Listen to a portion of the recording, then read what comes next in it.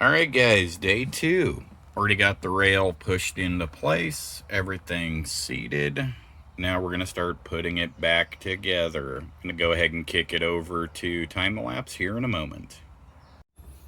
Well guys, let's check for some fuel leaks. I barely have the negative connected with the key in the run position.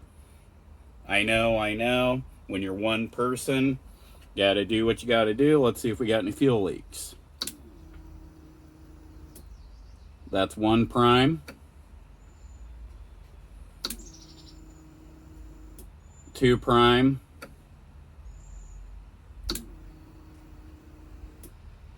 3 prime. Check it again.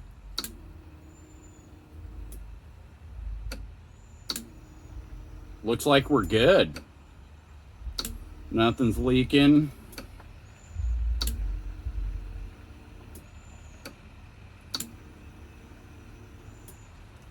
Should be good. Should be good.